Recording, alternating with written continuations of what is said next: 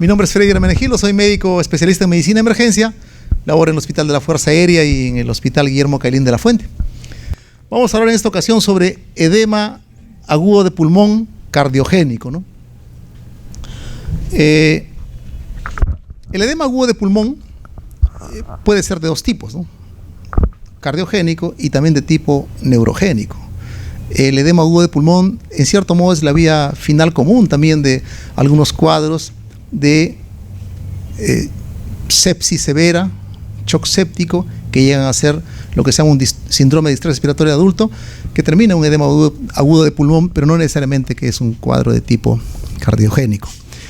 En esta ocasión vamos a hablar sobre el edema agudo de pulmón que se produce por una disfunción cardíaca, llámese un infarto, una insuficiencia cardíaca congestiva, ¿no?, que se descompensa, o un paciente que su cuerpo es incapaz de manejar el volumen de lo que ingiere y comienza a acumularse líquido, y ese líquido se va a los pulmones y desgatilla en un cuadro de un edema agudo de pulmón. Muy bien.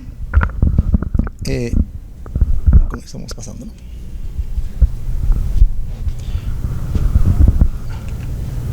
Esta patología es bastante prevalente, ¿no? Vemos prácticamente a diario, casi a diario, recibimos en nuestras salas de shock trauma este tipo de cuadro. La mayor parte de veces responden rápidamente al tratamiento que instalamos, pero muchas de ellas el paciente se compensa, pero luego de la compensación tenemos que manejar la causa que lo ha llevado al paciente a este edema agudo de pulmón. Muy bien. Entonces, la definición del edema agudo de pulmón cardiogénico. Uno, que es la fuga de fluidos, de líquidos, desde los capilares y vénulas pulmonares hasta el espacio alveolar, como resultado de un incremento de la presión hidrostática, ¿no?, que a su vez deriva de la incapacidad del ventrículo izquierdo de poder manejar adecuadamente el retorno venoso pulmonar, ¿no? Entonces, esta es una radiografía de tórax y podemos ver el pulmón blanco, ¿no? ¿Por qué? Porque el aire se ve negro y esto debería ser un color oscuro, y esto blanco que se ve es porque en vez de tener aire, esos alvéolos tienen líquido, ¿no? ¿Y por qué tienen líquido? ¿Por qué? Porque la presión hidrostática en el sistema venoso y alveolar a nivel pulmonar está aumentada, y eso trasuda ese líquido y llena los alvéolos, como lo vamos a ver luego, ¿no es cierto? En otras palabras, la causa de todo este fenómeno que estamos hablando no es otra cosa que una falla cardíaca, una insuficiencia cardíaca que va progresando, que se va descompensando y termina en este cuadro. Muy bien, lo que es la parte de fisiopatología, recordar dos aspectos importantes que hay que comprender para poder entender esta enfermedad y también para poder entender el tratamiento que vamos a darle, ¿no? Entonces, el corazón es como una bomba, se encarga de bombear sangre a todo el cuerpo, ¿no es cierto? Entonces, tiene lo que nosotros conocemos como una precarga o preload, ¿no?, una precarga, y tiene una poscarga, ¿no? Entonces, la precarga es todo el volumen de sangre que le llega al corazón, ¿no?, al terminar la diástole, hasta cómo se llena. Esa es la precarga. Y la poscarga es la resistencia que el corazón tiene que vencer, ¿no? La resistencia tiene que vencer para poder bombear esa cantidad de sangre que le ha llegado. Entonces, son dos conceptos importantes. Tenemos la precarga, la poscarga, y tenemos el que se encarga de llevar la carga. ¿Quién es?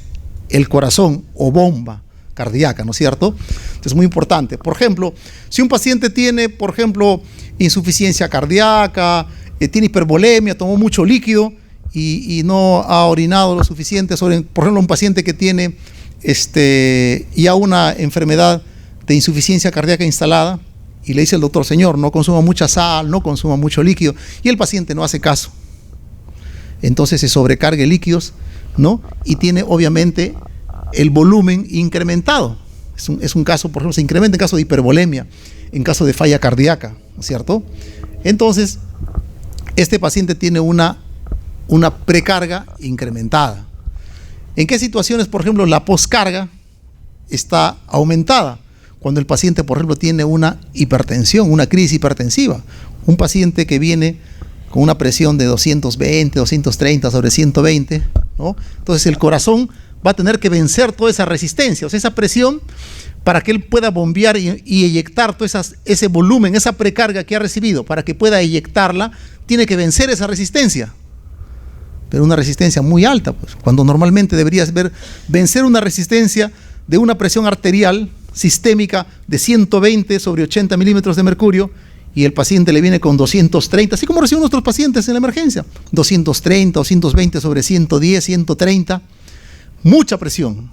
Entonces el corazón entra en insuficiencia, en falla cardíaca, ¿no es cierto? Muy bien, entonces es importante comprender bien estos dos conceptos. ¿Por qué?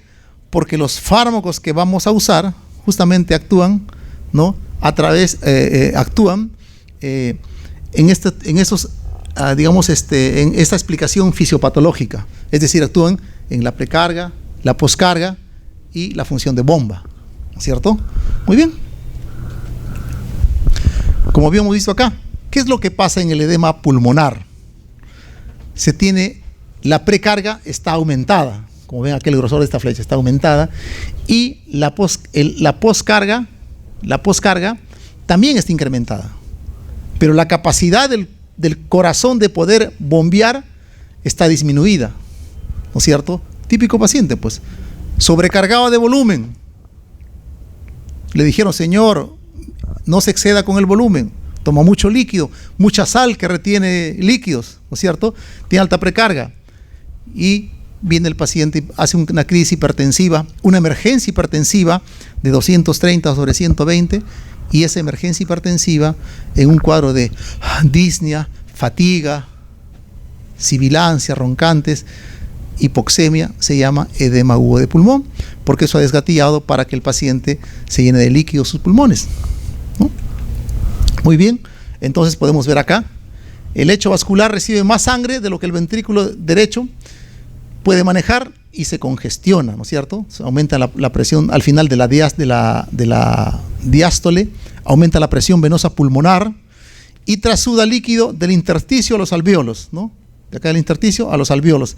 O sea, los alvéolos que deberían solo tener aire están llenos de líquido. Entonces ya el pulmón no hace la función que le corresponde, el que es de ventilación y respiración. ¿Por qué? Porque está inundada de líquido, ¿no es cierto? Muy bien.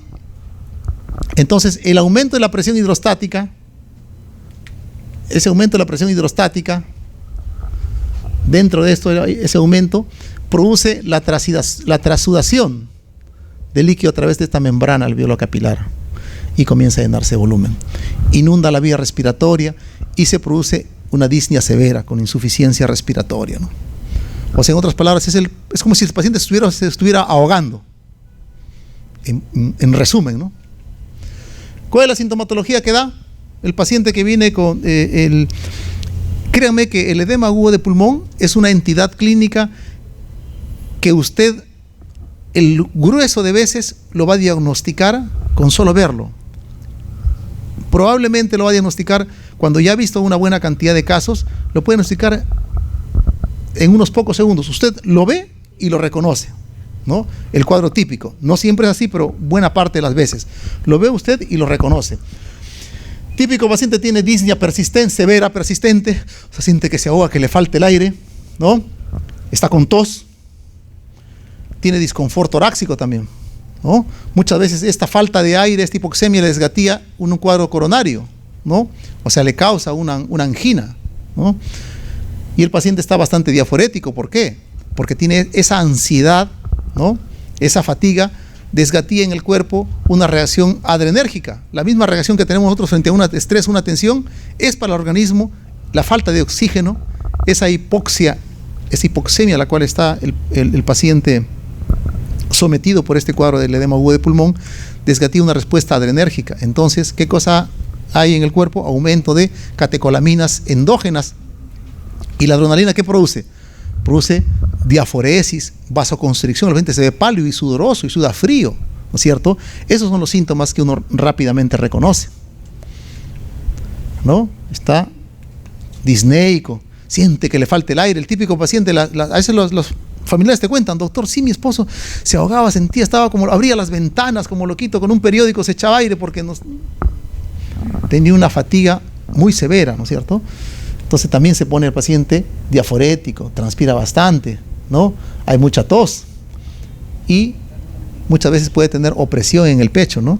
No siendo que la causa necesariamente un infarto, sino como falta de ese aire, entonces como falta en su cuerpo, los niveles de oxígeno comienzan a decaer, comienza a haber hipoxemia, eso le desgatía al paciente una angina y tiene dolor de pecho. Muy bien.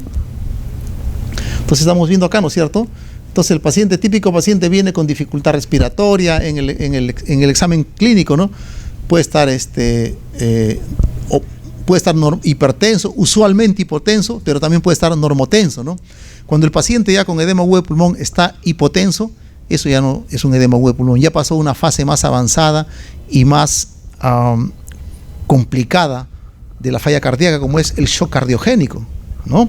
Entonces el paciente está ortopneico, es decir, que no se puede mantener echado. Entonces usted lo echa y el paciente pelea con usted porque quiere sentarse, porque cuando está ortopneico, al echarlo se siente que se ahoga más, ¿no es cierto? Diaforético y pálido, lo ausculta y tiene crépitos difusos y tiene sibilantes, está taquicárdico, le mira usted el cuello, tiene ingurgitación yugular. Eventualmente, cuando es una falla cardíaca crónica, tiene también edemas en los pies, ¿no es cierto? Que dejan fobia, ¿no? Uno les pone el dedito y deja una huella ahí que se llama fobia. Muy bien. Entonces, el paciente tiene sibilantes. Cuando no se tiene experiencia, y eso me pasa con mis residentes, a veces mis residentes todavía cuando están en el primer año, o los internos, ¿no? Típicamente dice: doctor, ¿puede llevar un paciente, por favor? Sí, así que lo acabo de ver yo, me dice, pero ya lo he nebulizado 5 veces y no mejora. Es una crisis de asma, pero está un poco persistente y no mejora. Y uno lo va a ver al paciente y lo encuentras ingurgitado, diaforético, la auscultas, tiene crépitos. Dice: esto no es una crisis asmática, ¿no? Es un edema agudo de pulmón, ¿no es cierto? Eso es relativamente frecuente. Por falta de experiencia se confunde una crisis de asma, ¿no? ¿Por qué? Porque uno escucha solamente el sibilante, pero el sibilante es parte de todo un cortejo sintomático. Entonces puede confundirse un cuadro de edema agudo de pulmón con una crisis asmática, ¿no? Muy bien. Tiene ingurgitación yugular, ¿no? ¿Por qué se ingurgita? Porque hay pues hay un aumento de la presión hidrostática, entonces hay una congestión pulmonar, una congestión venosa, ¿no? Muy bien, vemos en la parte de etiología. Realmente los precipitantes de una edema agudo de pulmón, ¿no? O sea, de una falla cardíaca aguda que se descompensa a tal nivel que lleva a ser un edema agudo de pulmón, son varios, ¿no? Desde un infarto de miocardio, ¿no? O sea, una isquemia coronaria, una disfunción valvular, una arritmia cardíaca. Habíamos visto, ¿no?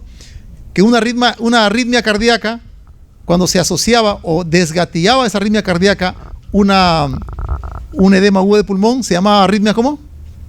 Ayer hice la clase, arritmia inestable, ¿no es cierto? ¿Se acuerdan? Bueno, una arritmia se convertía en inestable y había que cardiovertirla, no droga, sino electricidad, cuando producía dolor torácico agudo persistente, trastorno agudo de sensorio, edema agudo de pulmón, ¿no? O hipotensión con signos de falla circulatoria o de shock, ¿no es cierto? Muy bien, entonces puede ser también causado por una arritmia, una emergencia hipertensiva, ¿no? El paciente con insuficiencia cardíaca, pero que está compensadito y que por A o B motivos se elevó la presión a 230 sobre 120. Entonces eso desgatilla. O sea, estos son los factores precipitantes, o sea, los que pueden causar un edema agudo de pulmón, ¿no es cierto? Un paciente que tiene una descompensación, un empeoramiento de una falla renal crónica que tenga, ¿no? La sepsis, medicación, disfunción tiroidea, etcétera, etcétera. O sea, en otras palabras, son varias las causas que pueden producir. De lejos, las causas más frecuentes son los cuadros de tipo cardiológicos, ¿no es cierto? Arritmias, síndrome coronario agudo, infartos, ¿no es cierto? Muy bien. Pero cuando nosotros nos enfrentamos al paciente con edema agudo de pulmón, nos enfrentamos a un paciente que viene con una disnea indiferenciada, y eso es lo que le pasa sobre todo cuando estamos recién empezando a familiarizarnos con las patologías de emergencia, ¿no? O sea, tú ves el paciente no viene con su diagnóstico colgado en el pecho como un cartel, ¿no? O como yo que puedo tener acá, saben cómo me llamo y dónde trabajo cuando tengo mi photocheck, ¿no? No, el paciente viene porque tiene disnea, porque le falta el aire, está que se ahoga. Es lo que te dice, doctor, me muero, me ahogo, te dice, nada más. Entonces nosotros tenemos que, a través de la capacitación continua, a través del estudio, determinar cuál es la patología que trae el paciente, ¿no es cierto? Entonces nosotros prácticamente nos enfrentamos a un paciente que viene con una disnea, porque podría también ser otra cosa, una crisis asmática, un EPID o fibrosis pulmonar que se ha descompensado, un EPOC que se ha descompensado, no necesariamente ser el edema agudo de pulmón, ¿no es cierto? Muy bien, entonces nosotros enfrentamos a un cuadro de disnea indiferenciada, ¿no es cierto? Entonces las etiologías más frecuentes, como les decía, del edema agudo de pulmón, pese a la cantidad y muy variada gama de causas que puede producir este cuadro, ¿no? La más frecuente son exacerbación de una falla ventricular izquierda crónica, o sea, un paciente que tiene insuficiencia cardíaca, que se descompensó porque se pasó en líquidos, la sal, etcétera, ¿no? Un síndrome coronario agudo, un cuadro de crisis hipertensiva o emergencia hipertensiva, ¿no? Una valvulopatía o lo que son una taquiarritmia, ¿no? Muy bien, ¿qué estudios diagnósticos voy a pedir a mi paciente en la sala de emergencia, ¿no? ¿Qué le voy a pedir? ¿No? Entonces, a ver, ¿qué cree que le podría pedir a mi paciente que me viene, que sospecho que puede tener un edema agudo de pulmón? ¿Qué estudios usted le pediría? Una radiografía, ¿no es cierto? ¿Por qué? Porque es uno de los estudios que más disponible tenemos y que nos va a ayudar y rápidamente nos va a dar un diagnóstico, ¿no? Le va a llegar perfecto. Entonces podría ver si tiene un patrón de EPID, si tiene un patrón de EPOC, si tiene la falla cardíaca por un patrón de congestión pulmonar, o tal vez una neumonía, o tal vez no tenga nada también, ¿no? Por ejemplo, si tiene un tromboembolia pulmonar, un TEP, la placa no se ve nada. No se ve nada. Y el paciente está que se ahoga, está que tiene mucha disnea, ¿no? Entonces, ¿está bien? ¿Estudios que puedo pedir? Claro, una radiografía, ¿no es cierto? Entonces, ¿puedo pedir estudios, por supuesto? Por ejemplo, unas enzimas cardíacas, ¿no? Porque recuerden que el infarto o problemas de tipo coronario son causas, ¿no?, del edema agudo de pulmón, ¿no? Muy bien. Un dímero D, ¿no?, para descartar, por ejemplo, que el paciente no haya hecho un cuadro de una tromboembolia pulmonar, ¿no es cierto?, ¿no?, etcétera, un conteo de un hemograma. Muy bien, también puede ir ProBNP. El ProBNP, que es una sustancia, el ProBNP es una sustancia que se produce en un cuadro de insuficiencia cardíaca, ¿no? Nos ayuda en algunos pacientes, por ejemplo, que tienen cierta falla cardíaca, cierta insuficiencia cardíaca o edema agudo de pulmón, tienen disnea, y que estamos dudosos, pero también tiene, por decir, el hecho que un paciente sufra de edema de EPID o fibrosis pulmonar o EPOC, enfermedad pulmonar obstructiva crónica, no lo exime de que no tenga también falla cardíaca. Lo que muchos pacientes tienen las dos cosas y tú no sabes cuál es cuál cuando el paciente se descompensa.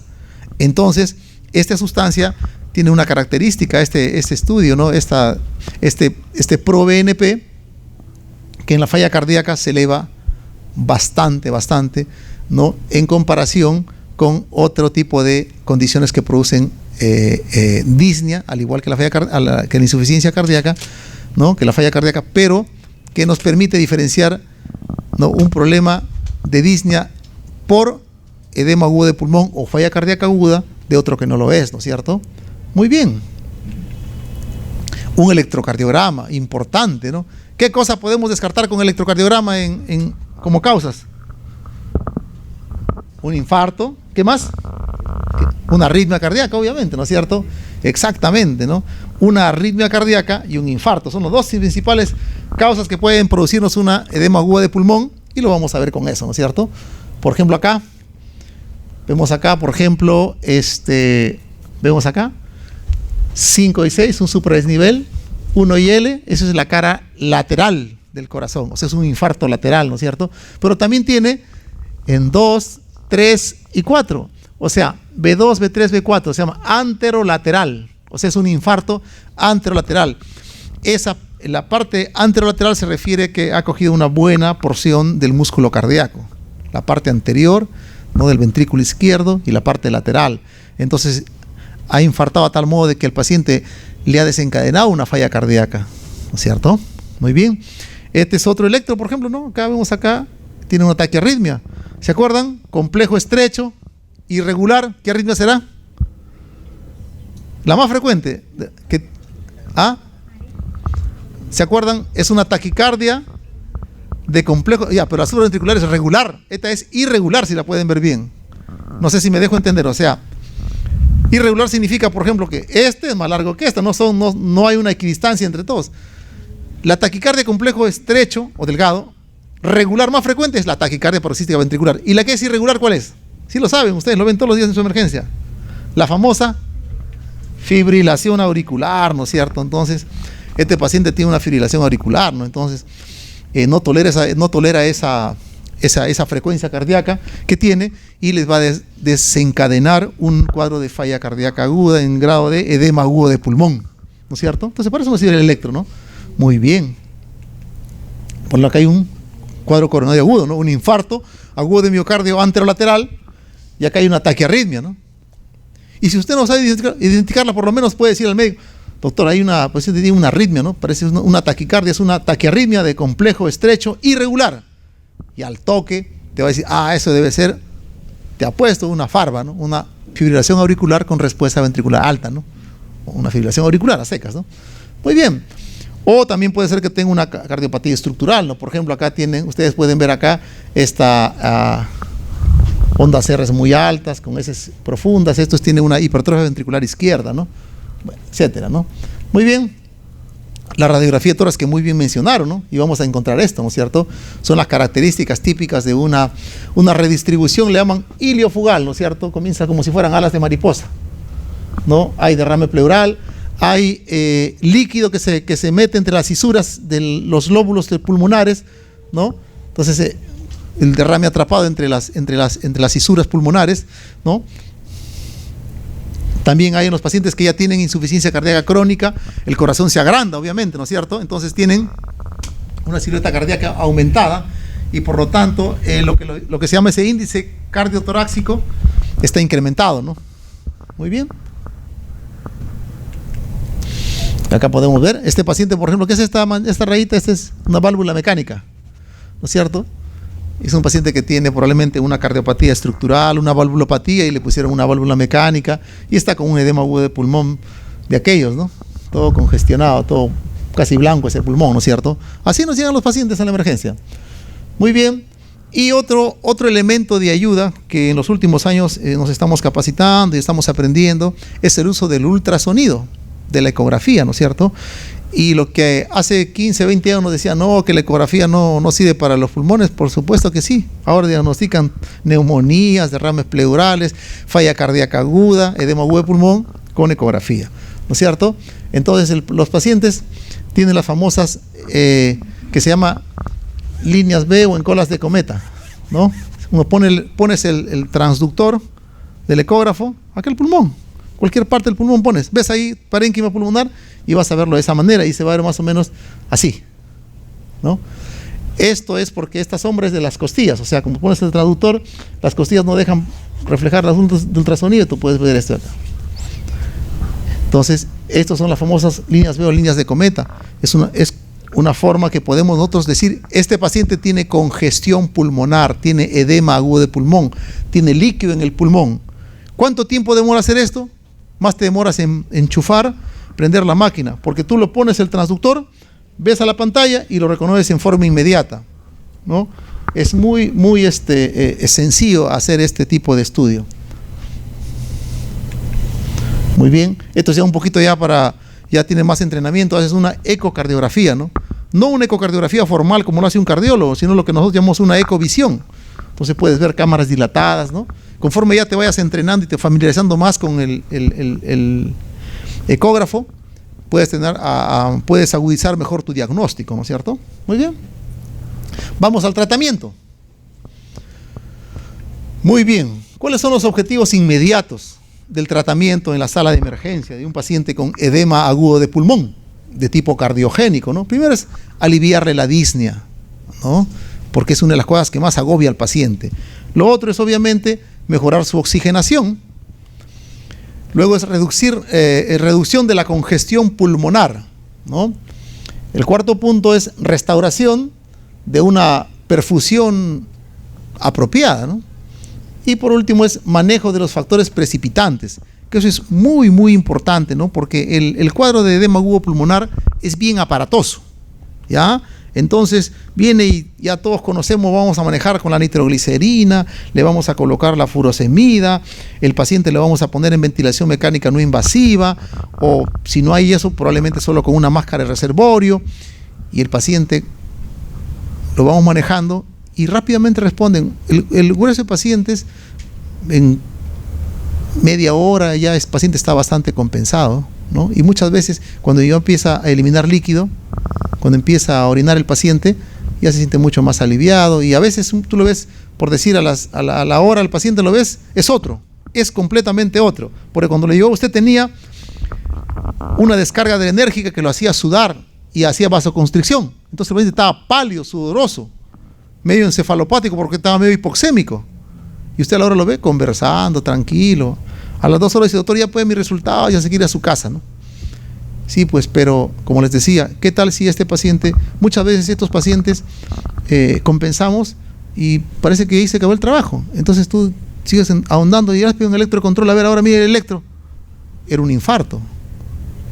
O pedimos las enzimas cardíacas si vienen muy elevadas, un infarto ST no elevado, ¿no es cierto? O tenía algún otro tipo de causa como descompensación, ¿no? O tal vez una tromboembolia pulmonar, etcétera. Entonces es importante eso, no olvidarse qué cosa desgatilló el edema agudo de pulmón, ¿no? Muy bien, entonces es importante, ¿no? Cuando la saturación de oxígeno está a menos de 90, hay que tener al paciente semisentado. Inclusive hay una posición que yo aprendí así, que me decían, una de sedestación se llama. O sea, el paciente está sentado y con los pies colgando. Eso le ayuda a descongestionar un poco mejor, ¿no? Paciente semisentado, oxígeno a alto flujo, ¿no? Hay que darle pues una máscara de reservorio al 100%, ¿no? Si tiene la posibilidad y el paciente tiene indicación, o sea, tiene una falla respiratoria que no mejora, usted le pone la máscara de reservorio al paciente y con esa máscara de reservorio su nivel de saturación de oxígeno está por encima de 90, 92, 93%, ¿no? Y logra alivio, probablemente no tenga que ir a este tipo de tratamiento, pero si no mejora, usted ve que el paciente está con mucha dificultad respiratoria y no mejora con una máscara de reservorio, con un aporte suplementario de oxígeno, entonces podríamos ponerle al paciente en ventilación mecánica no invasiva. ¿Qué significa esto? Ponerlo en ventilación mecánica sin que el paciente tenga que ser intubado. No se intuba, se pone una máscara, ¿cierto? Ahí va una máscara ahí con unos tipos de escafandra, etcétera, como un casco, ¿no? Lo cierto es de que el paciente va a recibir un apoyo ventilatorio mecánico, pero de tipo no invasivo. Entonces, actualmente, bueno, en los últimos ya 10, 15 años se está usando bastante esto porque ayuda a reclutar los alvéolos que han dejado de funcionar porque se colapsan. ¿Qué es lo que pasa? Como habíamos visto en la fisiopatología, los alvéolos pulmonares, que son como saquitos, millones de saquitos que tenemos en el pulmón, se llenan de líquido, pero los alvéolos comienzan a colapsarse, se colapsan. Y una vez que están colapsados, como el paciente ya no tiene fuerzas para respirar muy bien, difícil es de abrirlos. Entonces, si ese saquito no recibe aire para poder hacer el intercambio de tomar oxígeno y llevar CO2, el paciente se va a cansar mucho. Cuando le ponen esta máscara para ventilación mecánica no invasiva, se puede poner a un nivel de presión, ¿no? A un nivel de presión tal que mejoran, se llama reclutamiento, significa que comienzan a aperturarse. Esos alvéolos que estaban cerrados y colapsados comienzan a aperturarse y no se cierran. Eso se llama reclutamiento, ¿no es cierto? Entonces recluta alvéolos funcionantes y previene el colapso alveolar, y a la vez también esto permite expeler, sacar el fluido que está dentro de ese alvéolo, ¿no? Secar al paciente en buen castellano, ¿no es cierto? Que está dentro del fluido intraalveolar, aliviando esa dificultad respiratoria que tiene el paciente. Ha demostrado este tipo de procedimiento, este tipo de soporte mecánico no invasivo, disminuir las tasas de intubación, disminuye la tasa de estancia hospitalaria, disminuye la tasa de mortalidad intrahospitalaria y acelera la resolución de la insuficiencia respiratoria aguda que tiene el paciente con edema agudo pulmonar, ¿no? Muy bien. ¿Y en qué modo ventilatorio se coloca esta? ¿En qué modo ventilatorio? ¿A qué se refiere? La ventilación no invasiva se conecta al ventilador mecánico. Claro, sí, pero ¿Y tiene... la programación en qué modo, en qué CO2 se colocaría?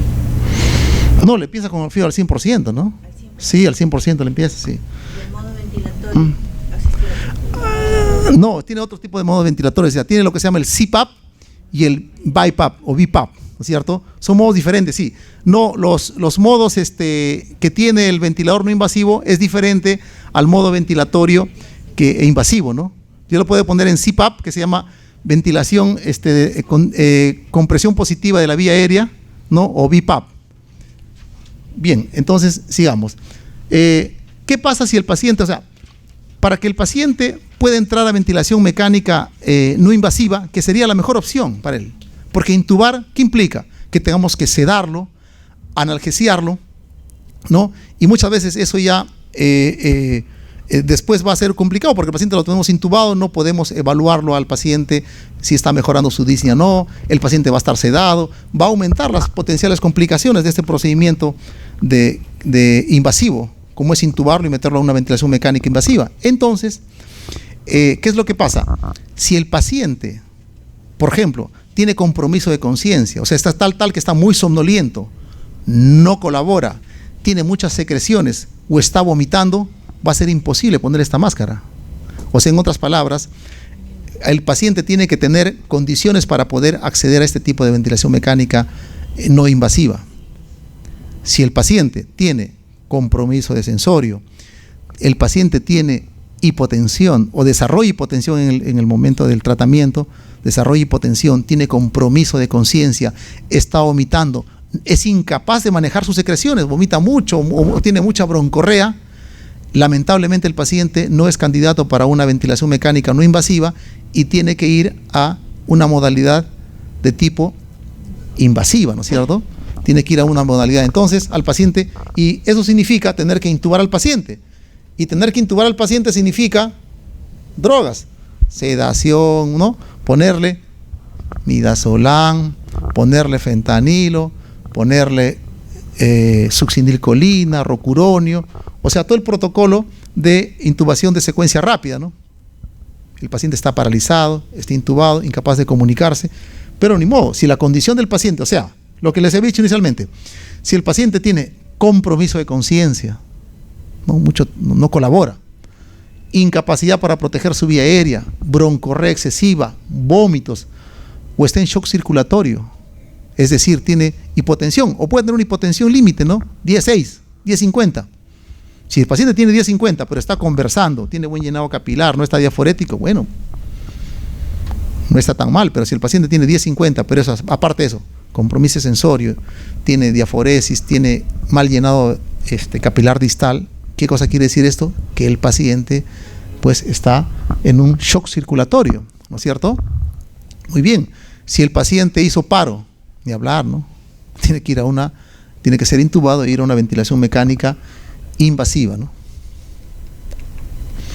Muy bien, el otro medicamento que empezamos a usar, creo que tal vez el medicamento más de mayor ayuda, el más importante en estos casos, es el uso de nitroglicerina, ¿no es cierto? La nitroglicerina normalmente lo preparamos, ¿no? 50 miligramos en 100 mililitros y comenzamos a pasar la nitroglicerina, que no se pasa por kilo de peso, sino por microgramos por minuto, ¿no es cierto? Entonces, los nitratados, ya sea la nitroglicerina como tal, o no sé si algunos hospitales todavía usan el isoquet o dinitrato de isosorbida. Puede ser cualquiera de ellos, ¿no es cierto? Cualquiera de ellos. Los europeos han usado más, creo, este nitrato de isosorbida o isoquet. En cambio, los americanos han usado hace mucho tiempo siempre la nitroglicerina. Cualquiera de estos dos nitratados, ¿no?, puede usarse, ¿no es cierto? Que puede usarse, inclusive inicialmente se puede dar hasta en bolos. Se puede dar hasta en bolos, ¿no? Y luego en una infusión continua. Muy bien. Como les había dicho inicialmente, la dosis es variable, se va doblando, ¿no? Por ejemplo, recomiendan usar, inclusive empezar con, dice, use 10 a 20 microgramos por minuto y luego va doblando, ¿no? 10, 20, 40, 80. Muchas veces llegamos a usar hasta 100, 120, 150. Máximo dosis tope dice usar 200 microgramos por minuto, ¿no? Muy bien, entonces tenemos acá la nitroglicerina, que es prácticamente la droga más importante entre los medicamentos que manejamos y que vamos a tener buena respuesta cuando el edema agudo de pulmón es de tipo cardiogénico. Muy bien. Otra droga que también se usa, que es la furosemida, ¿no es cierto? Que es un diurético que nos va a permitir eliminar la sobrecarga de volumen del cuerpo, pero su acción no es inmediata, ¿no? Y el paciente y nosotros tenemos que actuar en forma inmediata. La respuesta a la nitroglicerina es rápida, es inmediata, es en minutos. 4 o 5 minutos ustedes ya ven una respuesta del paciente, comienza a actuar, ¿no? En cambio la furosemida va a actuar usualmente a los 30, 40, recién comienza su efecto diurético, ¿no?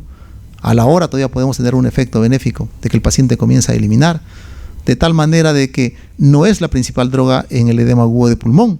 Otro punto que se menciona también es de que más del 50% de los pacientes que tienen edema agudo de pulmón cardiogénico son eubolémicos. O sea, no tienen sobrecarga de volumen la mayoría de pacientes. Algunos sí, y se puede evidenciar, no tienen edemas, ¿no? Perfecto, pero no todos tienen. Entonces, de tal modo que actualmente el tratamiento no se basa tanto en que el paciente hacerlo eliminar líquidos, ¿no? Sino en que se redistribuya mejor los líquidos, ¿no? Entonces descongestionamos el sistema venoso a nivel pulmonar, mejoramos la precarga.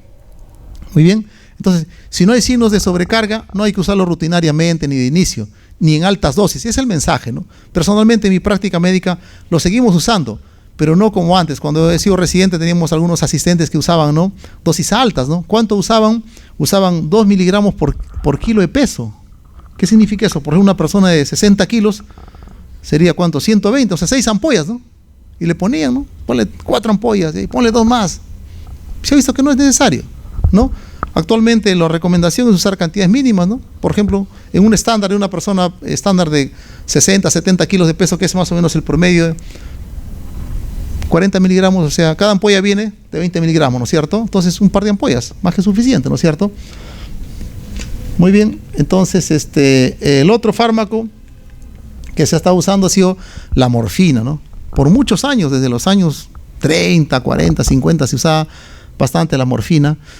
Prácticamente era uno de los medicamentos, digamos, de elección para el uso del edema agudo pulmonar cardiogénico, pero luego fue cuestionada y por los años 90, mediados de los 90, 96, 98, se publicó un gran estudio que se llama el estudio ADERE, ¿no? Más de 100.000, 140.000 pacientes, creo. Es un estudio que es un registro de la acute compensatory heart failure, o sea, de un registro de falla cardíaca descompensada, entre ellas el edema agudo de pulmón. ¿Y qué es lo que se vio?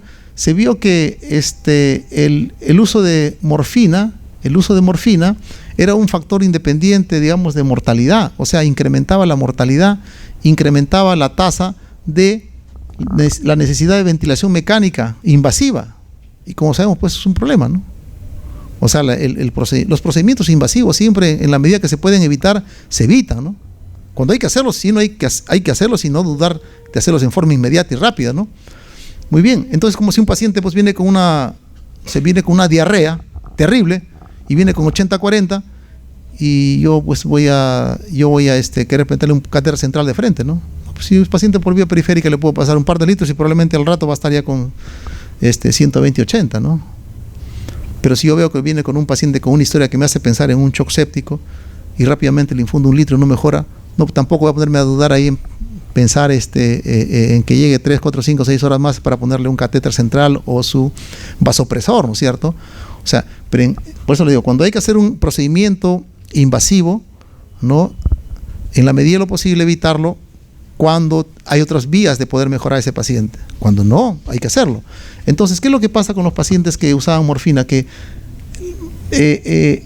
compararon grupos de pacientes en los que se usaba morfina y en los que no. Y en los que se usaba morfina, ¿qué cosa? Encontraron más tasa de mortalidad, ¿no? Segundo, más tasa de necesidad de ventilación mecánica, más tasas de ingreso, más porcentaje de pacientes ingresaban a la UCI, ¿no? Y tenían una estancia hospitalaria más prolongada. O sea, un perfil pues de mayor complicación comparados a las personas que no usaban, ¿no? Son estudios grandes, ¿no? De tal manera que actualmente ya la morfina no es parte del manejo del edema agudo de pulmón, ¿no? Muy bien, Y luego están los medicamentos, algunos medicamentos de soporte inotrópico y vasopresor, ¿no? Como ayer alguien me preguntó cuando estábamos, doctor, ¿y qué pasa? Me dice, si el paciente con edema agudo de pulmón, me dice, no está con presión alta, sino está con presión baja. Uy, nos ponemos a llorar, ¿no? Con el interno y el residente. ¿No? Bueno, cuando un paciente que tiene edema, recuerden, el edema, la falla cardíaca aguda, tiene fases, ¿no? Paciente con una insuficiencia cardíaca sintomática, muchas veces ya tome su diurético para la casa, ¿no? Pero si el paciente viene con una siguiente fase que es el edema agudo de pulmón, eso tiene que manejarse en el hospital. Pero mientras tenga presión alta, los medicamentos con que actuamos bajan la presión. Pero ¿qué pasa cuando el paciente tiene un mayor deterioro de su falla cardíaca? ¿No? El grado extremo es el shock cardiogénico. O sea, cuando yo tengo un paciente que tiene un infarto, ¿no? Y eso le produce, conjuntamente con el dolor, le produce insuficiencia cardíaca, a la media hora llega al hospital, llega con edema agudo de pulmón, y pese a todo lo que hacemos, el paciente se sigue deteriorando, y a la media hora de estar en el hospital, comienza con hipotensión. Entonces eso se llama ya shock cardiogénico. Es el otro extremo de la falla cardíaca. Y un shock cardiogénico obviamente va a requerir un soporte vasopresor, empezaremos con norepinefrina o dopamina, dobutamina, solo para ganar tiempo de hacer el procedimiento más importante en un paciente que tiene un infarto de miocardio y que le hace gatilla un shock cardiogénico. ¿Cuál es? Destaparle la arteria, ¿no es cierto? Cuando está en shock cardiogénico, la fibrinólisis tiene limitada acción, es reperfundirlo, pero con cateterismo cardíaco, ¿no es cierto? En cambio, con un paciente que tiene edema agudo de pulmón, o un paciente que no tiene falla cardíaca o una falla cardíaca mínima, sí nos puede responder con fibrinólisis, ¿no? O trombolisis. Pero estos pacientes que hacen falla cardíaca, edema agudo de pulmón asociado a hipotensión, ya está en un estado que se llama shock cardiogénico, y la opción que pueda tener el paciente, que podría revertir esa condición, es un cateterismo cardíaco. Pero ¿en dónde tienen ustedes la posibilidad de hacer un cateterismo cardíaco a la hora, a las 2 horas? ¿No? Lo que tiene usted que es enviar a ese paciente a un lugar donde tenga, no salvo que haya llegado de frente al INCOR, ¿no? O al Rebagliati. Bueno, en mi hospital FAPS tenemos sale cateterismo de las 24 horas, hasta ahí, pues, ¿no? Pero no está el cardiólogo hemodinamista, a veces se demora en venir, ¿no? En otros hospitales en Cali no tenemos cateterismo, tenemos que enviarlo. En primer lugar, que el sufrimiento eterno de coordinar y que nos acepten el paciente, que venga la ambulancia, que venga, está y cruce todo Lima y nuevamente llega hasta al hospital de referencia. Muchas veces eso pasa 4 o 5 horas, ¿no? Bueno, entonces, soporte inotrópico, soporte vasopresor cuando el paciente tiene edema agudo de pulmón, pero asociado a hipotensión, ¿no es cierto? Muy bien. Entonces, ¿y cuál será la medicina si mi paciente tiene esta arritmia? Ahí está, ayer hemos hecho la clase, ¿no? ¿Se acuerdan? Si el paciente tiene esta arritmia y hace edema agudo de pulmón, a ver, ¿recuerda? ¿Cuál será su medicina? O sea, el paciente tiene esta arritmia, hizo esta arritmia, o cualquiera de estas, ¿no es cierto? Y hace edema agudo de pulmón. ¿Cuál será su medicina?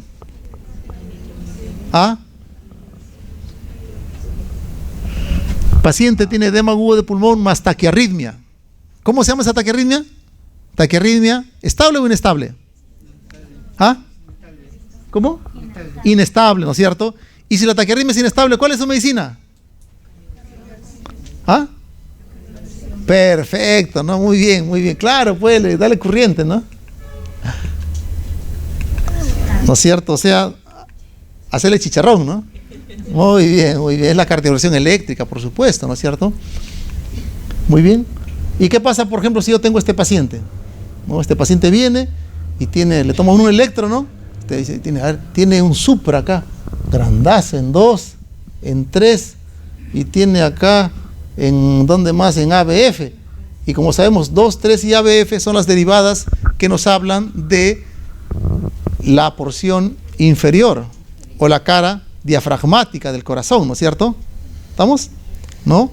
Entonces, esto es un infarto diafragmático y encima tiene un infradesnivel en B1 y B2, que significa que también tiene un infarto, por esta imagen en espejo, de la cara posterior. O sea, tiene un infarto ínfero-posterior, o tiene un infarto diafragmático, una extensión a la cara posterior. del ventrículo izquierdo. Oh, estamos complicados. Y no solo eso, también está acá, ¿ve? 5, 6, seguro que no está en L, ¿no? O sea, y también lateral, ¿no es cierto? O sea, es un infarto bien complicado. Entonces, y encima este paciente está tan complicado su infarto que entra una falla cardíaca aguda severa. No ha entrado a choque cardiogénico, pero sí ha hecho edema agudo de pulmón. Entonces, ¿cuál será su tratamiento? Entonces ya compensamos, nosotros en sala de emergencia compensamos el edema agudo de pulmón, perfecto. Su nitroglicerina, su furosemida, su ventilación mecánica no invasiva, y comienza a mejorar el paciente. Bacán. Después tomamos un electrocontrol nuevamente y vemos esto acá. Hoy lo hemos visto desde un principio. ¿Cuál será el tratamiento de esto? Si es el infarto, pues tratar el infarto, ¿no es cierto? O sea, cateterismo. Y si no tienes cateterismo, caballero, tendrá que hacer lo que nos dijo, la fibrinolisis o trombolisis, ¿no es cierto? Muy bien. Está acá, este es otro paciente que tiene este infarto, ¿no? Acá no tiene ningún supra, pero tiene algo muy interesante, no tiene infras por todos lados y tiene ABR elevado. Eso significa que tiene un infarto extenso, que es una obstrucción de la arteria coronaria izquierda, del tronco de la coronaria. Y también estos pacientes muchas veces se mueren en el camino o hacen falla cardíaca, edema agudo de pulmón en el trayecto a la emergencia, ¿no? Entonces, ¿cuál es el tratamiento en estos casos? Sala de hemodinamia, ¿no? Cateterismo, ¿no? Si en su hospital tienen, iría idealmente, se compensa en la emergencia, entre tanto se prepara todo el equipo de hemodinamia, el enfermero, el técnico, el cardiólogo intervencionista que va a hacer la hemodinamia. Nosotros estamos trabajando con nuestra nitroglicerina, la furosemida, lo estamos compensando al paciente, ¿no es cierto? Y luego sube al sala de cateterismo. Muy bien. Este gringo y este acá de Perú, los de Mayo. Ya, muy bien. ¿Y qué pasa si el paciente tiene edema agudo de pulmón? Porque tiene una insuficiencia renal terminal. Entonces, una poliquistosis renal es una causa no tan rara acá de falla renal crónica terminal, ¿no? Entonces, este paciente tiene una poliquistosis, el riñón se echó, se acumulan los líquidos en el pulmón, se pone acidótico, hipercalémico, pero en este caso se pone el paciente con edema agudo de pulmón. ¿Cuál sería el tratamiento acá? Igual, comenzamos con eso, ¿no? Nitroglicerina, no le podemos ayudar, ¿no? ¿Nos obedecerá la furosemida? Porque ya no funciona ese riñón, pues, ¿no? ¿No es cierto? Entonces le ponemos nitroglicerina, le podemos colocar para mejorar un poco el reclutamiento alveolar, una máscara una máscara servorio o ventilación mecánica no invasiva, perfecto, ¿no? O invasiva, lo que fuese, perfecto. Pero ¿cuál va a ser lo que me va a sacar el agua del pulmón y de todo el cuerpo que está acumulado? Ayer le dijimos, por supuesto, por cierto tiene edema agudo de pulmón cardiogénico, pero tiene asociado una enfermedad renal crónica en fase terminal. ¿Qué hacemos? Si está con fístula, a la sala de cateterismo, para que por la fístula más le hagan su diálisis, y si no, tendremos que ponerle, ¿no? Entonces le pongo esta foto de una madrugada que estábamos poniendo un catéter de alto flujo en un paciente que no se quería, tenía 2 años de indicación. El nefrólogo perseguía para que se dialice y no quiso aceptar hasta que ya cuando vio la muerte, porque tenía el líquido lleno el pulmón lleno de líquido, nos llegó a la sala de emergencia. Entonces este es un tratamiento, ¿no es cierto? O sea, en otras palabras, manejamos el edema agudo de pulmón, pero paralelamente tenemos que ir estudiando la causa de para darle el tratamiento definitivo. Seamos nosotros los que lo den u otros especialistas, porque recuerden, el manejo es multidisciplinario, ¿no? Yo no tengo ni la mínima idea de cómo se hace esto, ¿no? Pues está el nefrólogo, ¿no? O cómo se hace un cateterismo, ¿no? Pues está el cardiólogo hemodinamista. Yo lo manejo en mi fase inicial, que es la fase de emergencia, porque esa es la especialidad, eso es lo que yo hago, ¿no? Muy bien. Y por último, ¿cuáles son los predictores de alta mortalidad? Como les había dicho inicialmente, ¿no? Por ejemplo, paciente que va a ventilación mecánica. Es un paciente con edema agudo que lleva ventilación mecánica, es un grado de severidad tal que tiene altas posibilidades. No es que se va a morir necesariamente, ¿no? Pero alta posibilidad que se muera, ¿no? Gente que hace disfunción valvular aguda, ¿no? Los que han requerido soporte inotrópico. Si ha querido soporte inotrópico ese edema agudo pulmón, significó que ha estado en shock, ¿no es cierto? O sea, fue un shock cardiogénico, ¿no?